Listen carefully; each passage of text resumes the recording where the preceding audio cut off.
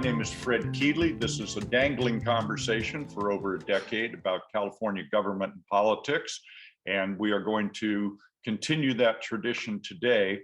It is now my pleasure. I feel very, very fortunate that through this OLLI program, we are able from time to time to invite on guests who have a particular interest, experience, expertise in public policy, California government. You should always be afraid of a sentence that begins with "when I was in the legislature," but when I was in the legislature and had the great privilege of representing the Central Coast for many years, I met Ricardo Lara. And Ricardo Lara, as I moved on in life and he moved up in life, became an assembly member, a state senator, and now I am very happy to say he is our state's insurance commissioner. And why I've invited Commissioner Lara on is that he has a broad and sweeping view of California government and politics. He's from Los Angeles, knows a lot about the entire state, but particularly right now, where we are seeing issues around climate change, drought, wildfires, other issues which pose very substantial risk and potential losses for folks in businesses and homes. And the commissioner is now finishing up his first term as insurance commissioner and has given these and other issues a lot of thought and a lot of work. And I am very proud to welcome California's insurance commissioner and someone that I consider a friend in this public policy work, Commissioner Ricardo Lara. Commissioner, welcome. How are you, sir? Thank you. I'm great. Wonderful. Well, how about we do this? How about you take a few minutes, give us an update on insurance in California, your office, what you folks are doing right now to meet some challenges, and then I'll have a couple of questions. We'll open it up then to the students who join us on this OLLI presentation, and Perfect. Really take advantage of the kindness you've extended to give us some of your time. So, Commissioner, what up, Okay. what up, what up? Thank you. Thank you. It's great to be here. As your California Insurance Commissioner, I oversee the largest insurance market in the country, fourth in the world. And of course, what happens in California, we're starting to see already through the western part of our country when it comes to extreme heat and wildfires. And so when I came into office, one of my goals was really to elevate climate change within the Department of Insurance. As you know, insurers are the experts at calculating risk. And what better way than to help us understand what our future risk is around climate change than to be able to start tackling these issues in the insurance space? Because obviously with property and casualty insurance, insurers are already looking at this. And why not share this information with our consumers so that we're better prepared to address the ongoing need, or as I say, we learn how to live with climate change. As opposed to wanting us to constantly fight fires, is how do we live with fire? Because fire has been part of our topography since, the beginning of time. And our Native Americans have learned to live with fire and utilize that.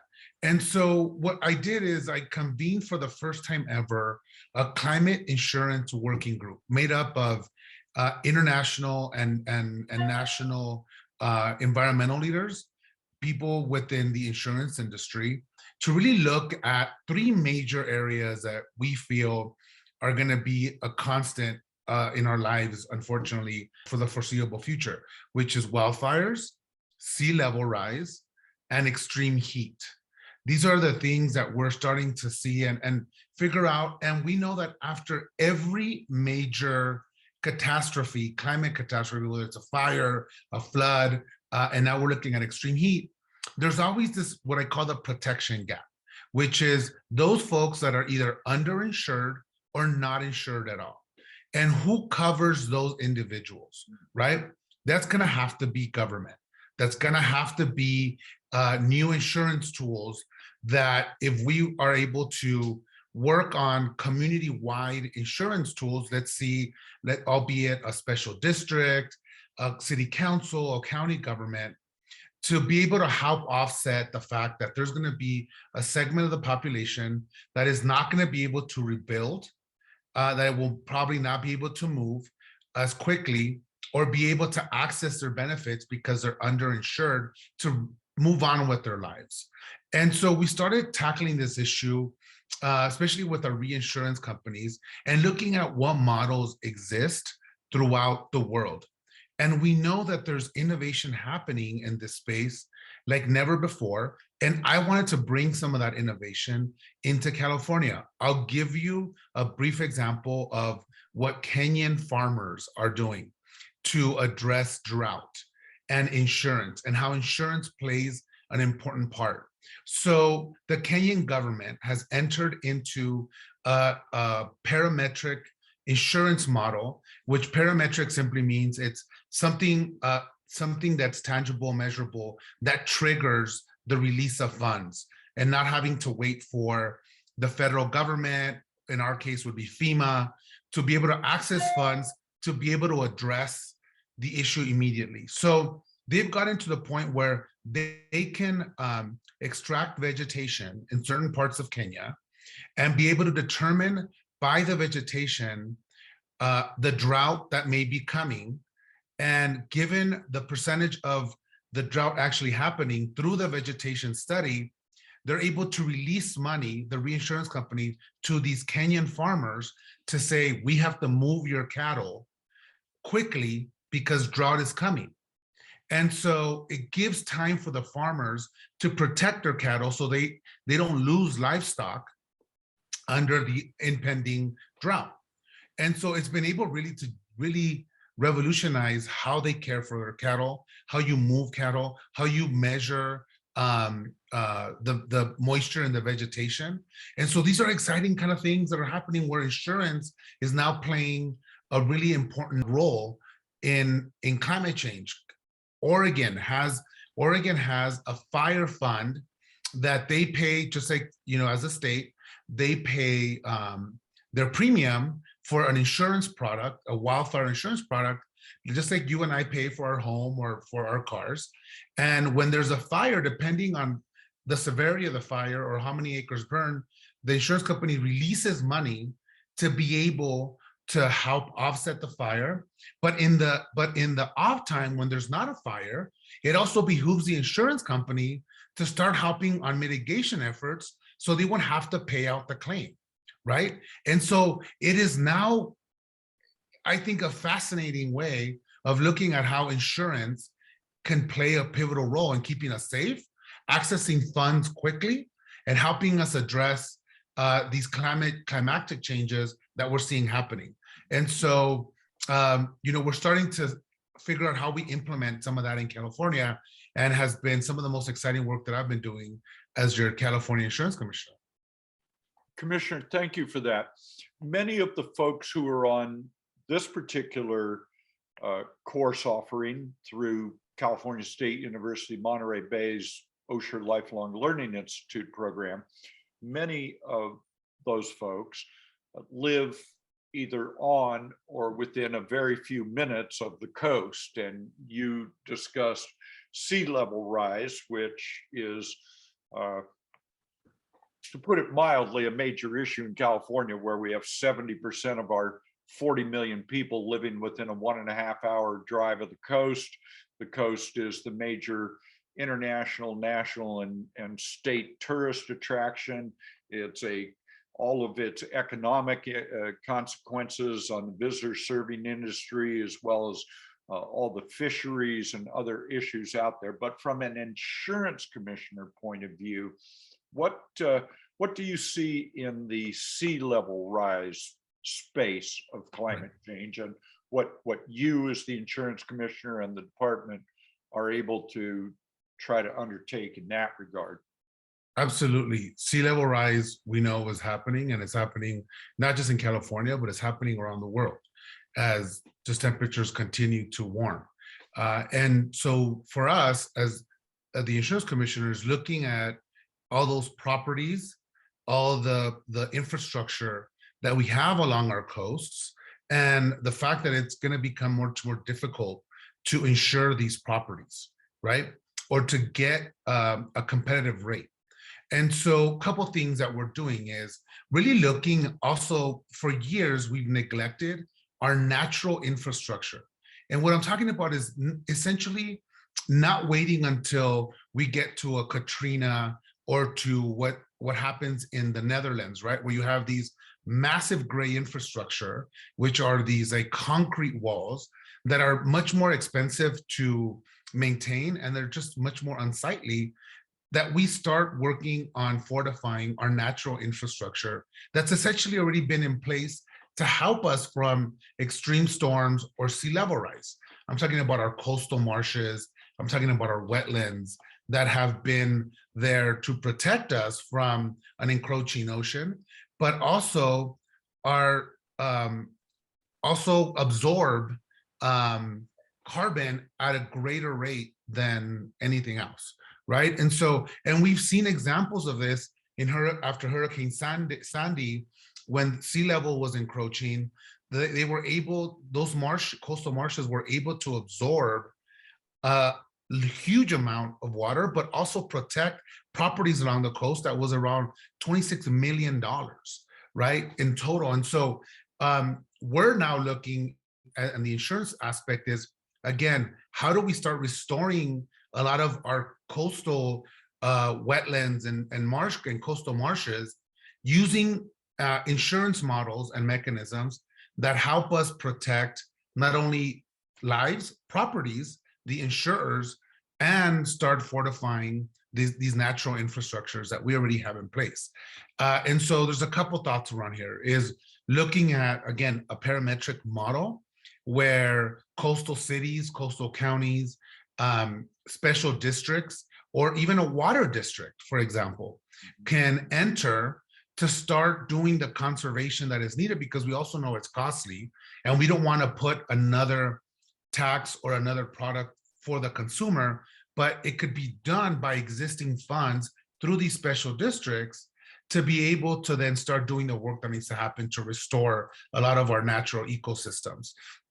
And then also, how do we protect the homes that are around the coast and our businesses? You know, we're seeing a lot of our hotels are also along some of the coastlines, and those are also millions of dollars.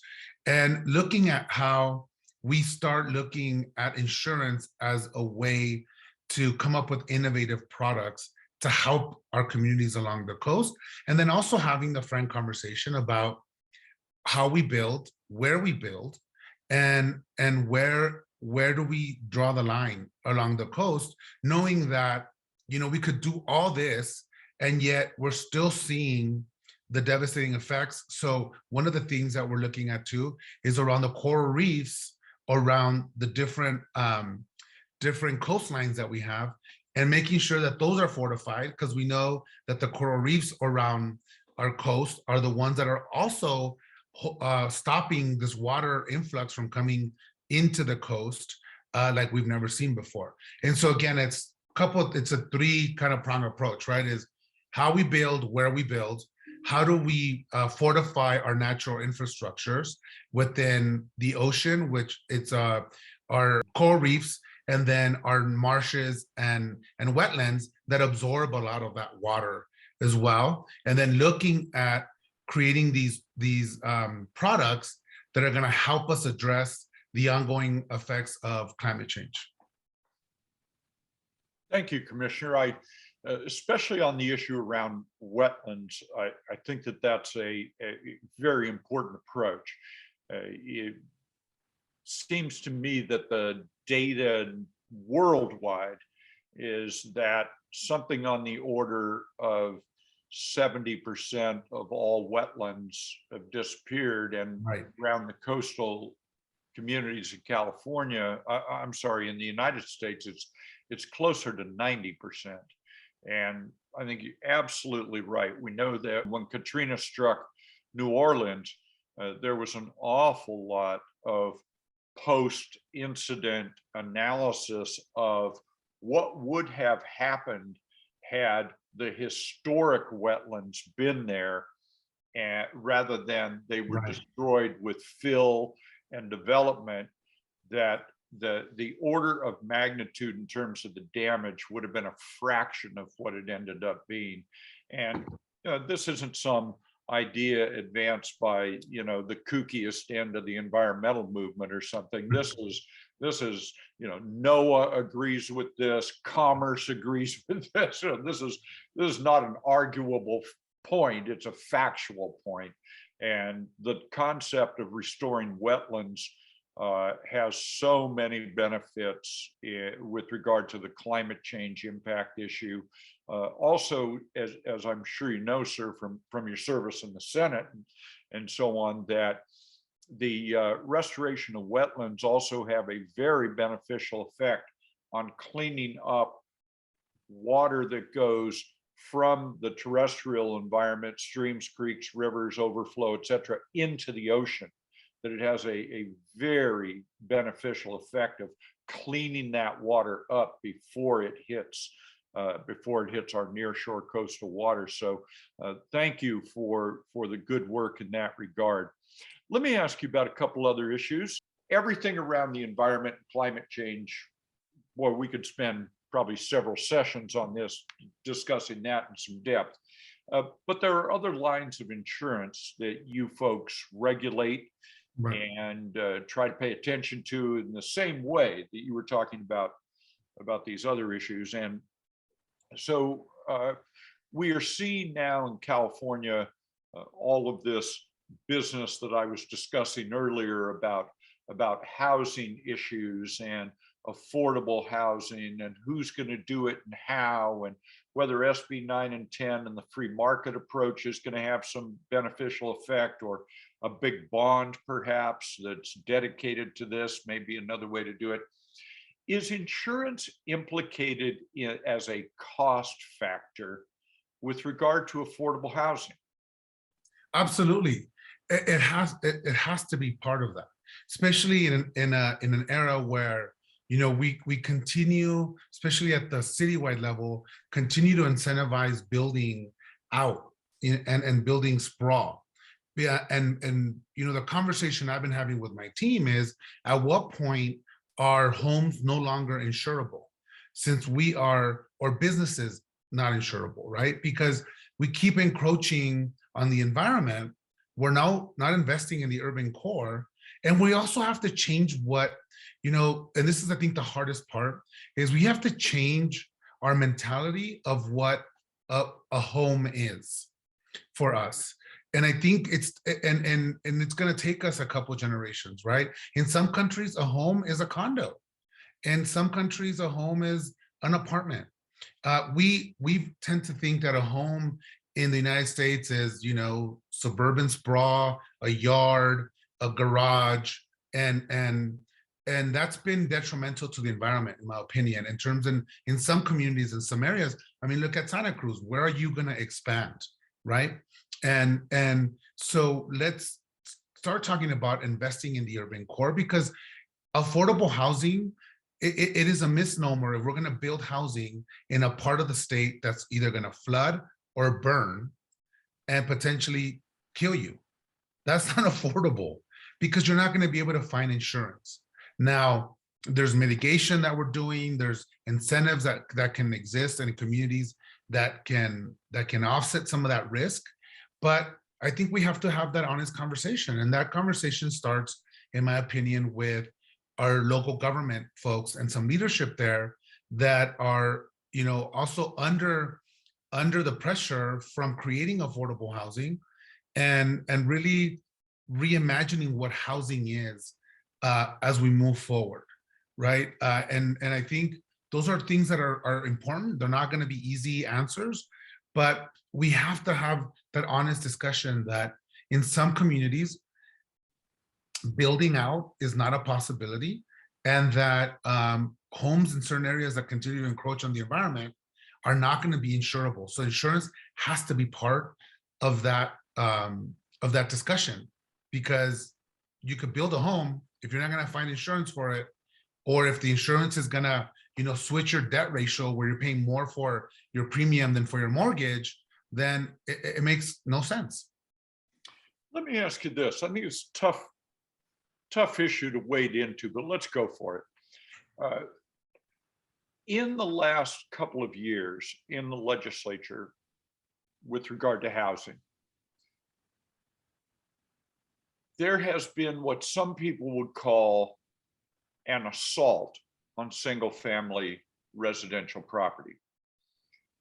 Some people would say that's not a fair characterization. The fair characterization is that single-family residential zoning has, in terms of its historic roots, has more than a little bit of a patina of racism to it. Yes.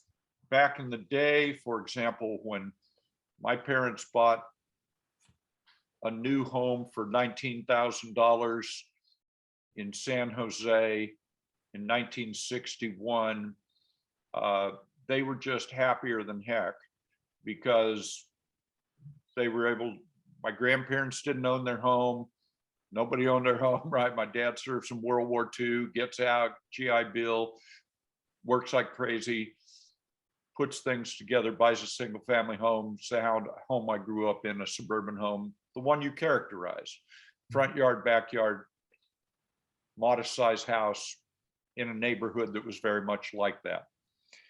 Criticism of that zoning that came in the 1920s, 30s, 40s, 50s, and into the 60s was that oftentimes it contained deed restrictions and other forms of restriction. Couldn't sell to a Jewish family, couldn't sell to an African-American family, couldn't do this, couldn't do that. Now, that was not the case in the suburban world I lived in. They didn't have those. But it is undeniable that such restrictions did exist. Fair housing laws come along, tear those barriers down, etc. But there's a lot of residual behind that. So some folks say, in our attempt at equity and justice writ large, we need to root out many of those historic racist policies. And they root their actions recently in the legislature in, this was a bad idea back in the day, and it contained these, and there are still some vestiges of that, therefore we shouldn't have any more of it. On the other side of the debate are folks who say, let's solve the problem, let's cure whatever racial issues there are that are implicated in that. Let's cure those through legislation, but not through saying we shouldn't have any more single-family residential, because a hell of a lot of people, and I think this is a way to look at it, I'm being intentionally provocative, but I think a way to look at it is, a lot of people who look like me, we got ours. And maybe some folks who look more like you haven't gotten yours. And so where is the fairness if we try to really end, which I think SB 9 and 10 have more than a little bit of that in it, let's try to end single family zoning.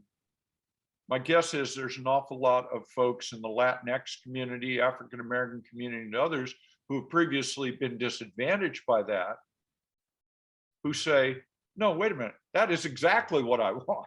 I'm still managing towards that in my life. So I'm wondering what your thoughts are on that. I think, I think it's really a false choice. And I guess, Fred, I think it reminds us as former legislators that you can't do a one size fits all for the entire state.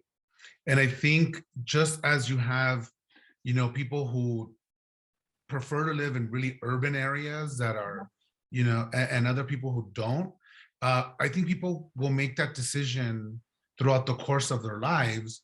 And we have to say, look, if you want to have this type of lifestyle, these are the communities that can fit. Now, in those communities, we have to make sure that those laws are implemented, right? Those anti-discrimination protection laws that are critical for fair housing and so forth. Yes. But there is the beauty about California is there's a little bit for everybody, right? We don't have to choose one size fits all where we're destroying, iconic communities, single homes, and we're also creating, I'm thinking of, I don't know why Vancouver comes to mind, sky rises with beautiful homes and that New York kind of experience. And that was, Fred, growing up, I grew up in East Los Angeles, and my parents bought their home, 2-bedroom house, big backyard. They had 4 boys that they wanted a yard. And I had to switch my own thinking of, wait, that's maybe not for me. Maybe, I'm okay living in my condo. I love my building. I love the amenities.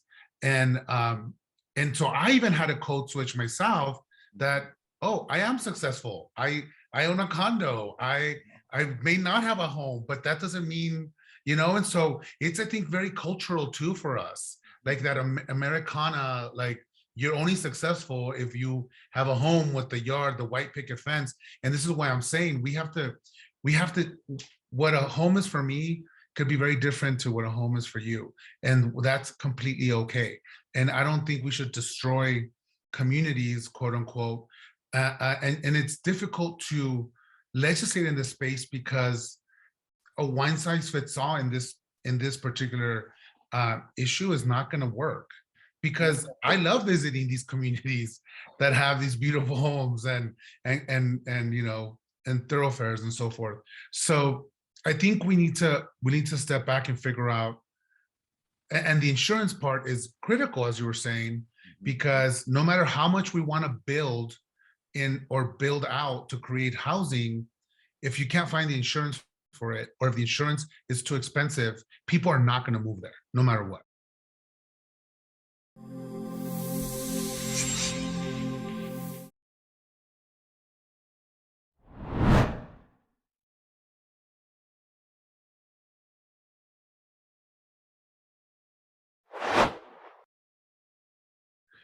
So, after the recent fires, actually, we've been seeing, I have to say, a 10% decline in non-renewals. So, which clearly indicates to me that what I'm working on is working.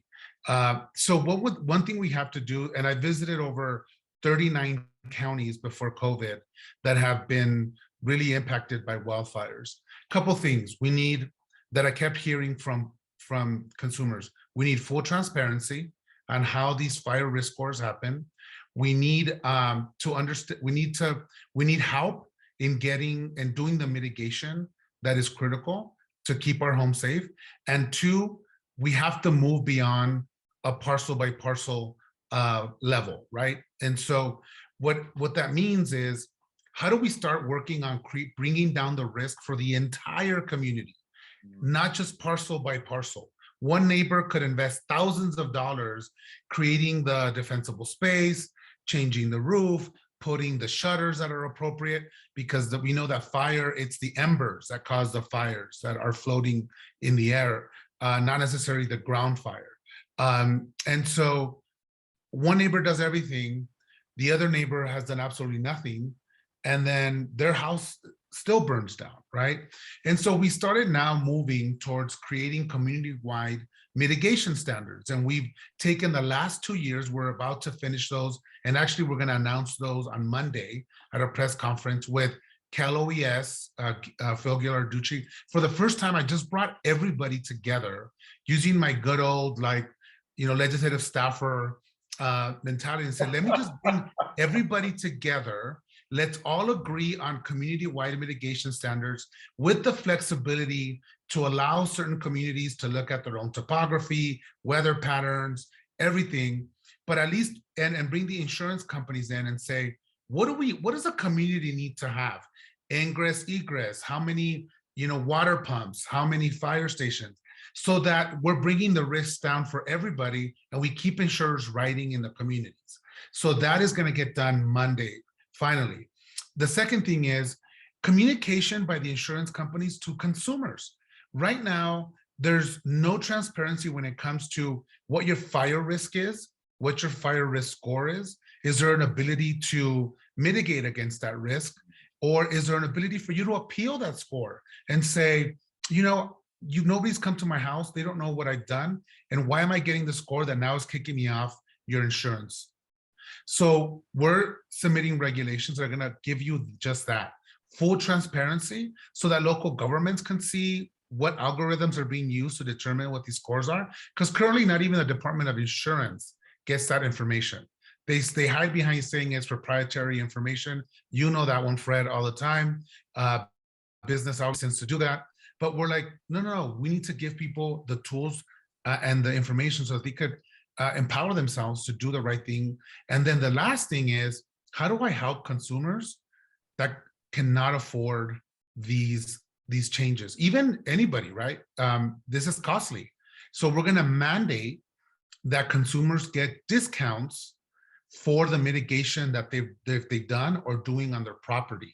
Just like the good driving discount. How do we incentivize good behavior? We should be giving you discounts to be able to do this work. We're doing that as well. And so these are all things that are happening and should be done this year, and really putting California at the forefront of doing some really innovative things in the wildfire space. The other thing that we need to start looking at is prescribed burns. I was just in Humboldt County with the Yurok Indian tribe, where we're learning from them how they do the prescribed burns, how it actually helps the vegetation. It helps those legacy trees to get rid of all the infections and critters and mites and dust and everything and moss that grows in there. And it actually empowers these legacy trees to continue living, and it cleans the forest from all this fuel load to protect the communities. And so now you're seeing a legislature, and you're seeing a governor we're putting millions of dollars to start figuring out how do we do these prescribed burns. Now, the challenge on my end is how do I move quickly on liability insurance that's going to be affordable to allow for these prescribed burns to happen? And since we've never done this before, as you can imagine, there is some hesitation, but we're having those conversations with the industry about creating some sort of state backstop, some sort of fund that we have to protect folks in case of fire getting out of hand. But we have to start again learning how to live with fire. And these are the kind of techniques and strategies that we've been implementing at the Department of Insurance. Thank you, Commissioner. Before we go to the next question, I might, on behalf of the folks who experienced the loss of their homes in the CCS fire, which is the Santa Cruz Mountains fire, right, a couple of years ago, I want to thank you for something that I believe you may be the only insurance commissioner who's ever done this, and that is that you took the Department of Insurance out to the communities rather than them having to deal, if they needed the department's assistance, having to try to navigate the nameless, faceless bureaucracy of the Department of Insurance. And God love you for being a good insurance commissioner, but still, if you've just lost your house or whatever, right, you're already traumatized enough trying to figure out how the hell state government works. But I want to thank you. I've got a lot of feedback over the last year or so from folks who were burned out in the CCS fire, for the fact that you folks were on the ground there. And one of the things that I kept hearing from people was that the department was saying, don't sign anything right now. While you're in crisis, there's going to be a push. And in fact, the insurance companies, and I'm not anti-insurance company for God's sake, but we see the insurance companies over the decades actually advertise, a disaster hit, and within 24 hours, we were giving out checks. And I heard feedback from folks that your department was actually saying, you're in crisis right now. You're in a traumatic experience. don't take the first thing that's offered to you. Right. Let us help you understand what your rights and obligations are here. I just Right. want to give you a little shout out for that. No, I appreciate that. Important stuff. The minute that the first responders allowed me to come in, we were there.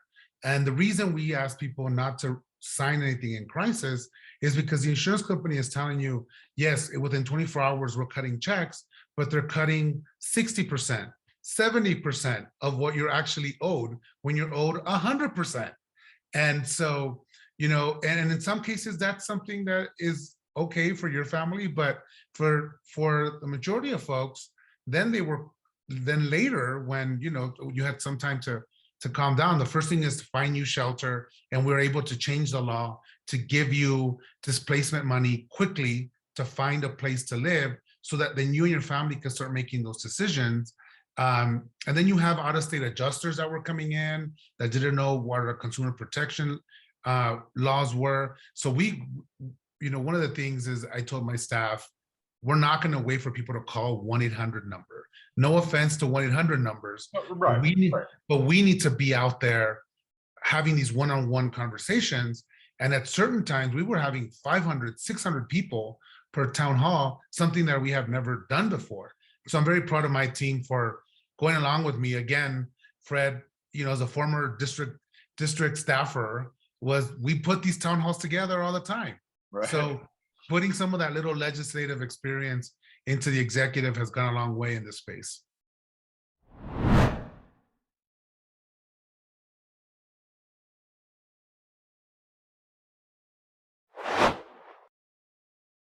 I've been in this business my entire life, seems like it, since college. And my first job out of college was working for the legislature. And I got to the point where, the number one worry that any elected official should have is to do their job, and to do their job with an open heart and with the wherewithal of helping others. And that's what I'm going to continue to do. And I differentiate myself from anybody else that I actually have a long history of fighting for consumers, fighting for the underdog, and fighting for working class folks. And I'm going to put my record up before the voters of California, and they're going to ultimately decide. And it's an honor and privilege to serve. And I'm going to continue to do so as long as the voters of California keep me in this position. This is a big state. Hate to have to paint it, it's very, very big. And we are continuing to expand the health of our economy. But what we are seeing, and my guess is in the insurance world, you see this as well, that despite a lot of people's good efforts, when we look at some of the economic indicators, we see a widening gap rather than a narrowing gap. And folks such as yourself and our mutual friend, John Laird, and our mutual friends in Southern California, Bob Hertzberg or Antonio or Kevin De Leon or anybody, just people who spend their lives in this space. Democrats have been in control for a long time in California government and politics. We haven't had a real Republican governor since Pete Wilson. I'm not sure how I would characterize Arnold Schwarzenegger, only in the regard that he was a bit of an unusual Republican. And certainly in the legislature that you and I have served in, and both staffed prior to that, we haven't seen Republican control of either house since 1994. So a way to think about it, if I was a voter, I'd say this is a Democratic state and Democrats are in control of everything. Therefore, they are responsible for the status quo. It's not like we just got control. That's fair, absolutely. And so in terms of bearing that responsibility, especially on the issues around equity, and they manifest, we've already talked about it, it manifests itself in your world, in insurance, in housing, in education, in all these ways. And as we're sitting here in Black History Month, And we are wrestling with the vestiges of the great original sin of our country. I love my country always, always. But I'm skeptical of it sometimes. But I love my country.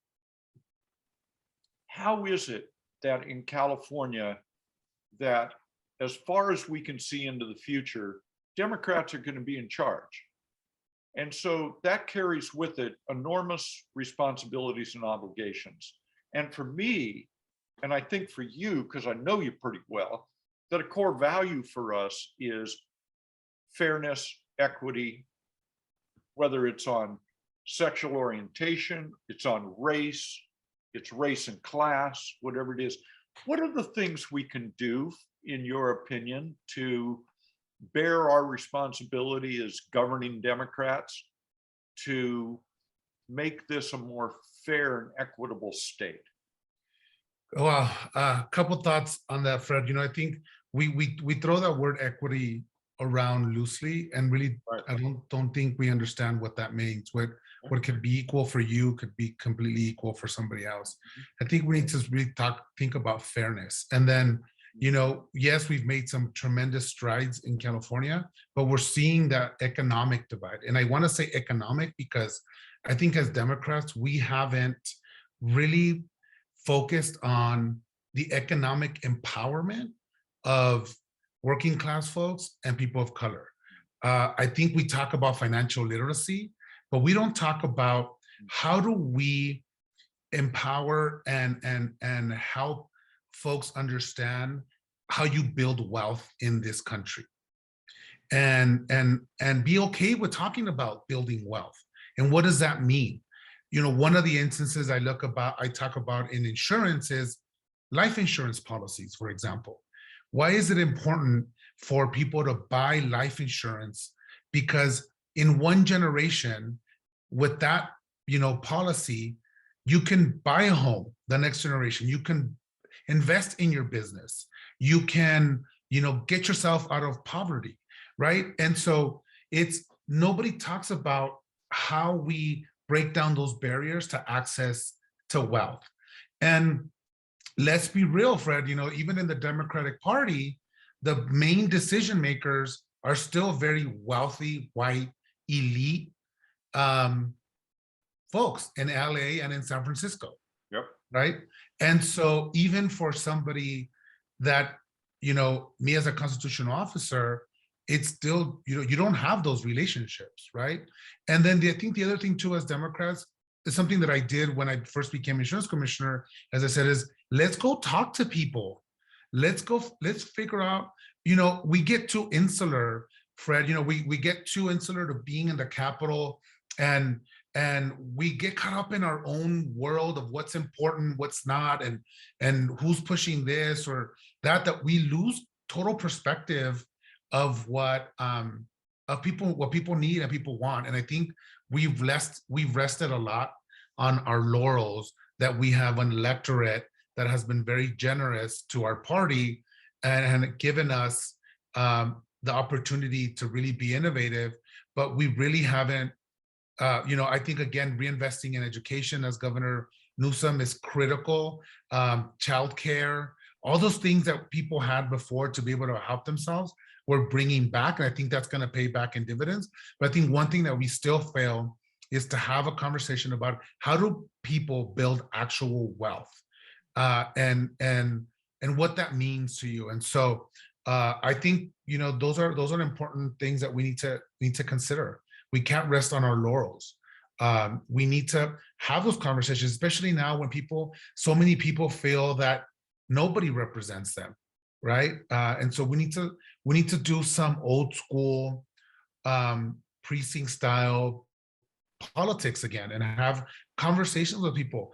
Did I know everything I knew now as insurance commissioner if it wasn't for the fact that I went to Trinity, Siskiyou, Mariposa, Calaveras County, Santa Cruz?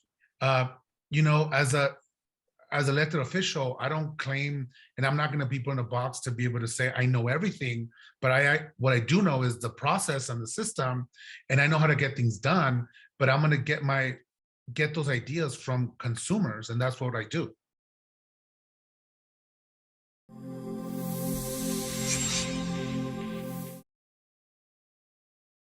Commissioner Lara, thank you for being so available and forthcoming.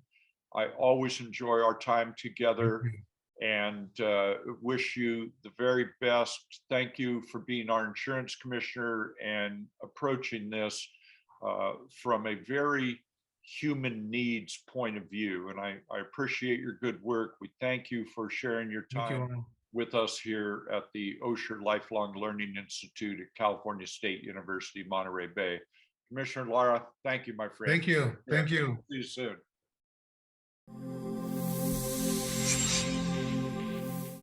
On behalf of the Osher Lifelong Learning Institute program at CSU Monterey Bay, my name is Fred Keeley. Thank you very much for joining us. Consider making a donation to Ollie's program. Thank you very much and good day.